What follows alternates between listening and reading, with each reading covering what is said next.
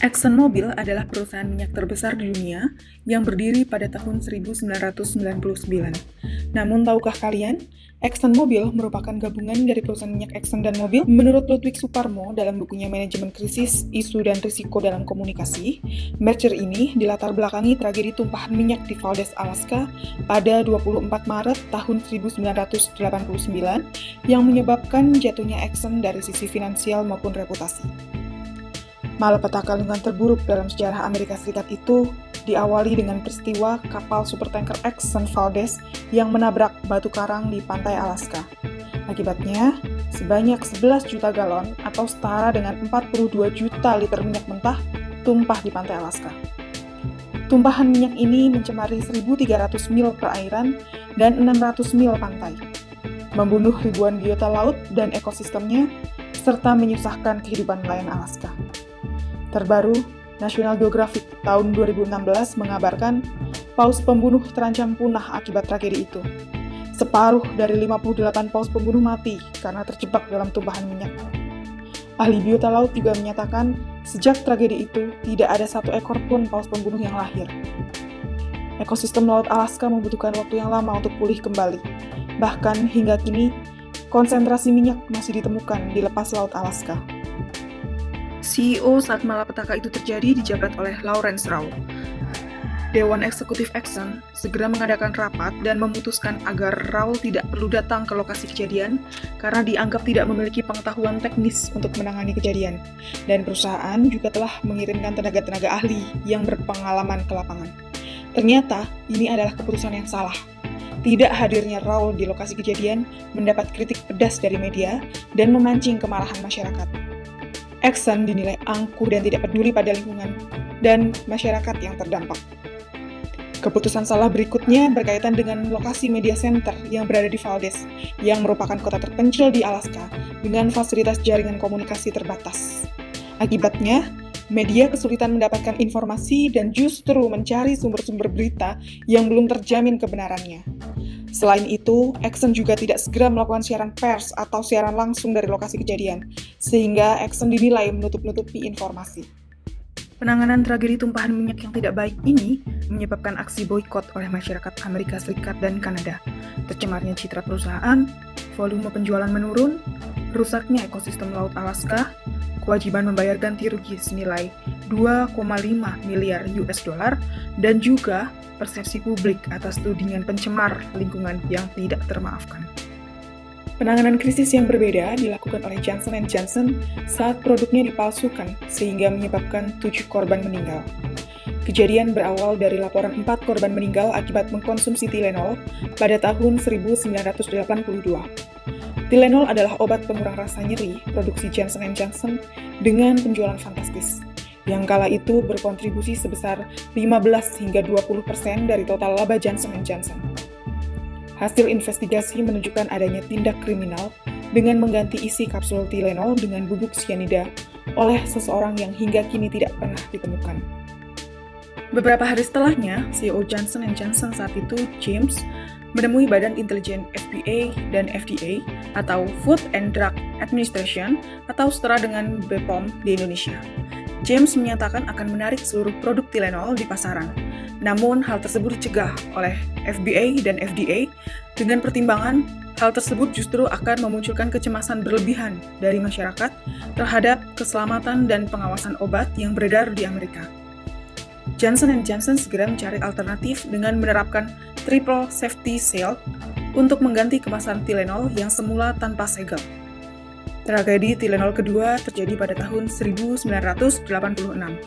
Saat itu, 3 korban meninggal akibat mengkonsumsi kapsul Tylenol yang berisi sianida. Segera FDA menyetujui rencana James untuk menarik dan memusnahkan 32 juta botol Tylenol dari pasar Amerika, Kanada, Eropa, dan dimanapun Tylenol dipasarkan secara resmi oleh Johnson & Johnson. Keputusan produk recall ini direspon cepat oleh konsumen berkat press release dan iklan yang disiarkan di berbagai media di dunia. Johnson & Johnson menelan biaya sebesar 50 juta US dollar untuk melakukan produk recall di seluruh penjuru dunia. Selama proses produk recall berlangsung, seluruh iklan dan promosi dihentikan. diganti dengan iklan empati yang menghimbau agar konsumen tidak minum Tylenol, serta seluruh apotek menghentikan penjualan Tylenol, sembari menunggu distributor Johnson & Johnson menarik produk dan memberikan ganti rugi. Johnson & Johnson juga berinisiatif untuk melakukan inovasi kembali pada kemasan Tylenol dengan mengganti kapsul menjadi kaplet dan menggunakan aluminium strip untuk melindungi obat agar tidak dapat dibuka atau dipalsukan isinya. Inovasi ini kemudian diikuti oleh seluruh perusahaan farmasi di dunia. Sembari melaunching kemasan baru, Johnson & Johnson juga mengumumkan cara menukarkan Tylenol kemasan lama dengan ongkos kirim ditanggung perusahaan melalui berbagai media massa. Hal ini mendapat sambutan positif dari khalayak luas. Keberhasilan Johnson & Johnson dalam menangani krisis akibat sabotase mampu mengembalikan kepercayaan konsumen pada Tylenol. Sehingga, Tylenol kembali menjadi pemimpin pasar obat pereda nyeri hanya 1 tahun berselang sejak krisis terjadi.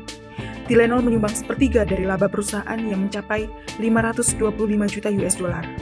Inovasi kemasan oleh Johnson & Johnson menjadi pioner bagi FDA dan industri farmasi dunia untuk memperketat peraturan keamanan kemasan. Berbagai pihak mengakui keberhasilan penanganan krisis Johnson & Johnson berdampak pada pembentukan citra yang lebih baik daripada sebelum terjadinya krisis. Dari 2 contoh krisis yang telah diceritakan, dapat kita simpulkan bahwa krisis dapat membawa dampak yang positif maupun negatif bergantung pada cara kita dalam memanajemennya. Sekarang, kita akan belajar lebih dalam tentang krisis dan cara memanajemennya. Bersama saya, Anjang Priliantini, dalam mata kuliah Public Relation. Pertama, mari kita pahami dulu konsep dasar krisis itu sendiri. Krisis umumnya adalah kondisi negatif atau suatu masalah yang spesifik, yang kemunculannya sering tidak terduga dan tidak dapat dihindari. Dapat menyerang perusahaan besar maupun kecil, mengancam ketidaknormalan operasional perusahaan, dan berdampak buruk bagi hubungan dengan publik.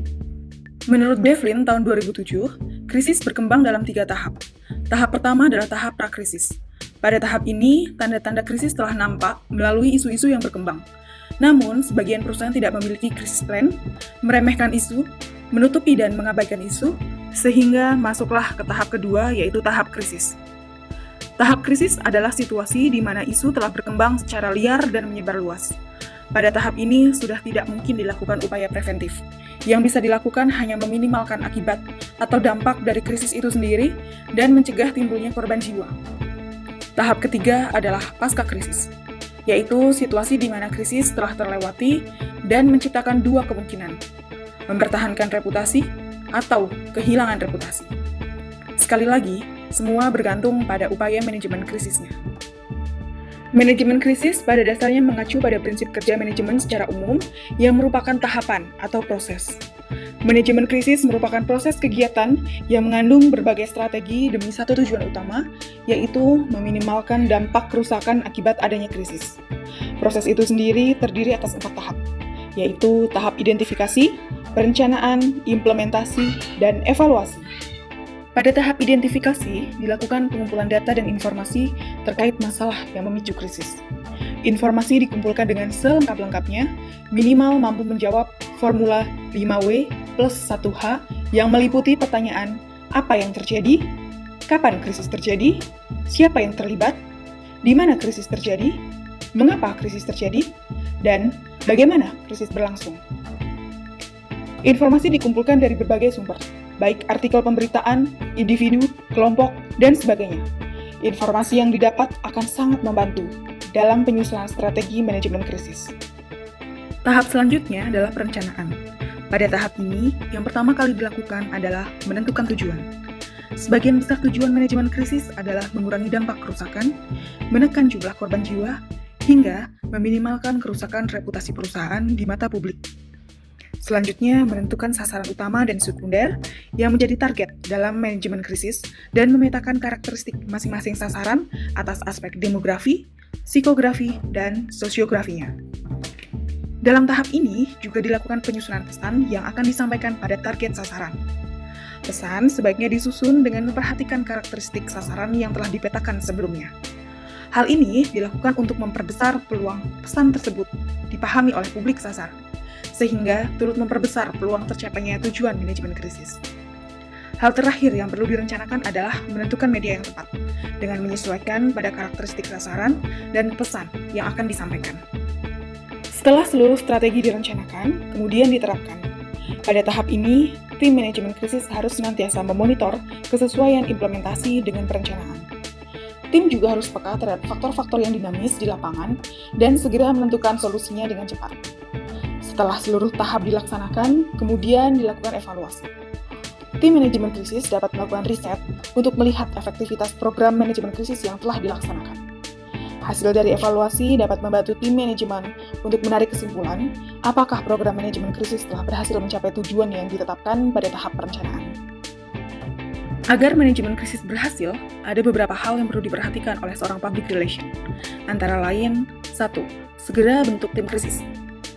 Masa krisis menuntut perputaran informasi yang cepat dan tepat. Karenanya, perlu adanya koordinasi yang intensif dari pihak-pihak yang terlibat langsung dalam penanganan krisis.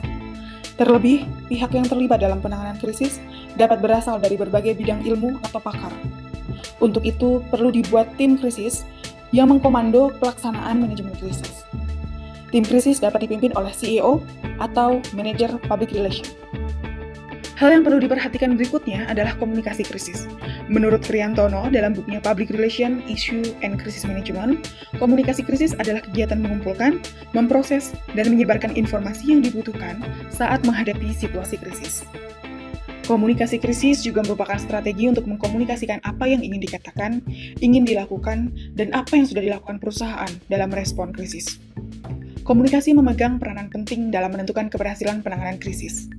Harrison dalam Oliver 2007 mengatakan bahwa di setiap krisis pasti terjadi kekurangan atau kelebihan informasi dan munculnya rumor yang semuanya mengakibatkan ketidakpastian.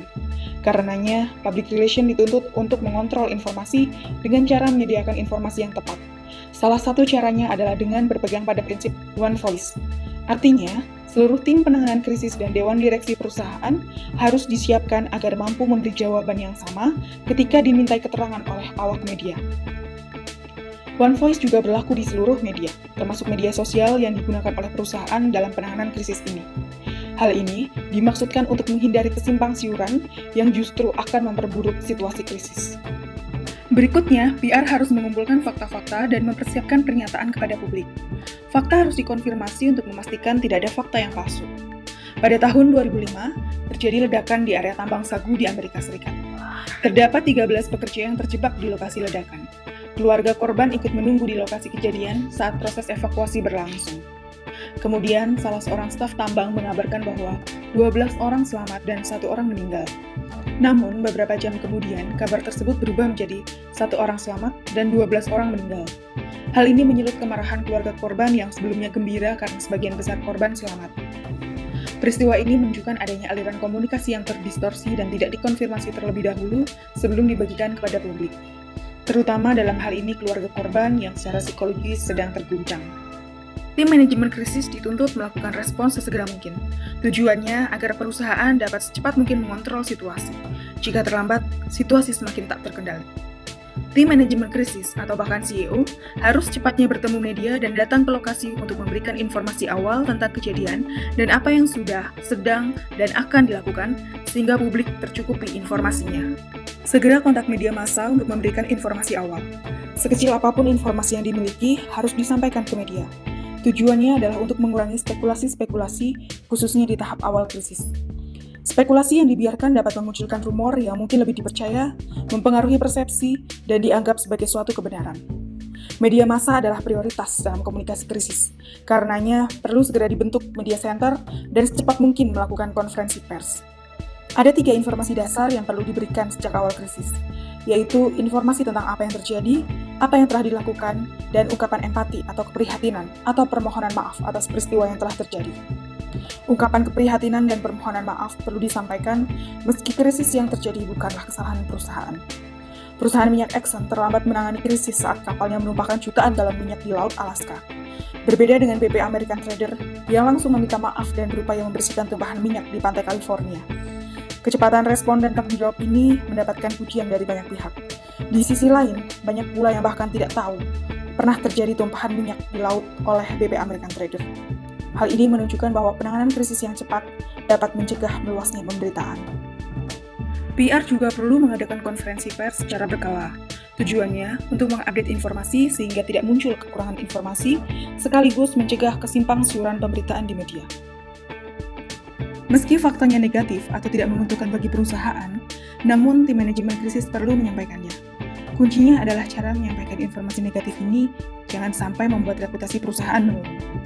Misalnya dengan pernyataan, Kami sudah berusaha menemukan korban yang tewas, namun karena kendala cuaca dan akses jalan yang terjal, maka kami memutuskan untuk melanjutkan pencarian esok hari demi menjaga keselamatan tim rescue. kalimat ini sesungguhnya bermaksud untuk menyampaikan kegagalan dalam pencarian korban. Namun, karena dikemas dengan baik, maka penilaian yang terbentuk adalah pemakluman, bahkan juga simpati. PR atau CEO menyampaikan informasi dengan penuh kehati-hatian agar tidak menimbulkan masalah baru dan membuat situasi makin keruh. Karenanya, tim manajemen krisis tidak boleh terburu-buru menyampaikan informasi yang belum valid. Perhatikan situasi dan perasaan korban, dan jangan menyalahkan pihak lain. Di awal krisis, biasanya tim manajemen krisis belum memiliki informasi yang valid. Di sisi lain, media terus mengejar. Untuk itu, tim manajemen krisis perlu memberikan holding statement dengan mengatakan bahwa fact-finding masih dilakukan, sehingga belum dapat memberikan informasi yang detail. Pernyataan yang dapat disampaikan oleh public relation atau tim manajemen krisis misalnya, Saya telah mendengar kabar jatuhnya pesawat terbang kami pagi ini. Saat ini, fokus kami adalah keselamatan korban terlebih dahulu.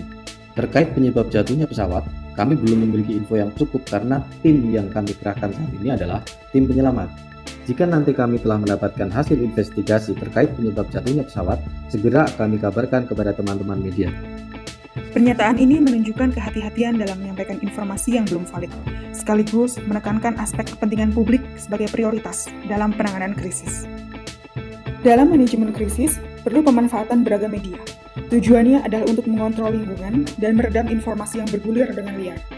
Apapun saluran informasi yang digunakan, tim manajemen krisis harus memastikan bahwa media tersebut bersifat terbuka dan memungkinkan terjadinya komunikasi dua arah, sehingga publik dapat memberikan tanggapannya.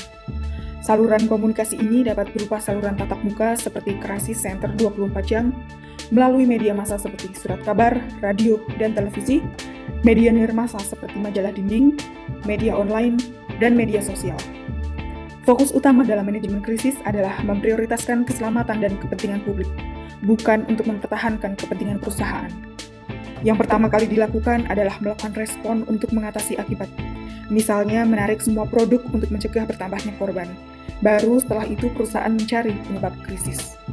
Dalam mengelola krisis, sebaiknya tim manajemen krisis menomorsatukan kualitas hubungan dengan publiknya, menghindari tuntutan ke jalur hukum, memilih juru bicara yang paham ilmu public relation, dan mengutamakan etika komunikasi untuk meminimalkan kesalahan yang berkonsekuensi hukum seperti pencemaran nama baik atau fitnah. Hukum dan public relation sebenarnya dapat berjalan beriringan. Namun, jika public relation mengutamakan aspek hukum dalam menangani krisis, maka yang terjadi adalah winning the battle but losing the war. Contohnya kasus Prita dengan Rumah Sakit Omni. Peristiwa itu diawali dari beredarnya surat keluhan Prita atas pelayanan di Rumah Sakit Omni. Bukannya memberi klarifikasi, Rumah Sakit Omni justru membawa kasus ini ke jalur hukum dengan dugaan pencemaran nama baik. Penilaian publik atas pelayanan Rumah Sakit Omni yang masih rendah mampu membangun simpati publik pada Prita. Beberapa gerakan sosial dari kalangan pejabat hingga rakyat biasa melalui koin untuk Prita dan gerakan peduli Prita menunjukkan sikap kebangsaan untuk saling bergotong royong sekaligus menjadi kekuatan publik dalam melawan Rumah Sakit Omni. Akibatnya, Rumah Sakit Omni tidak hanya berhadapan dengan Prita, melainkan juga dengan masyarakat luas, meskipun Rumah Sakit Omni memenangkan perkara di pengadilan atas Undang-Undang ITE. Dalam menangani krisis, perlu disampaikan komitmen untuk melakukan perbaikan demi berubah menjadi lebih baik. Komitmen ini perlu disampaikan melalui media-media yang digunakan untuk memanajemen krisis, seperti saat CEO diwawancara oleh wartawan, sosial media, press release, press conference, dan berbagai media lain yang digunakan oleh tim manajemen krisis. Media massa adalah representasi publik. Media menjadi mitra yang menguntungkan dalam situasi krisis, terutama untuk menyebarkan informasi tentang situasi terkini secara luas. Salah satu keberhasilan penanganan krisis juga dipengaruhi oleh kualitas hubungan antara perusahaan dengan media. Karenanya, perlu diperhatikan beberapa hal untuk menjaga hubungan baik dengan media, yaitu membuka akses informasi setiap saat dibutuhkan oleh media, hindari mengatakan no comment atau tidak tahu, sebab jika tim manajemen krisis tidak menyediakan informasi yang dibutuhkan, wartawan akan mencari dari sumber lain yang belum tentu kebenarannya. Membuka akses wartawan untuk berkomunikasi dengan top manajemen, selalu menyampaikan informasi secara jujur, Katakan apa adanya, tim manajemen krisis perlu menyampaikan good news dan juga bad news yang berupa kegagalan dengan tetap memberikan rencana alternatif untuk mengatasi kegagalan tersebut.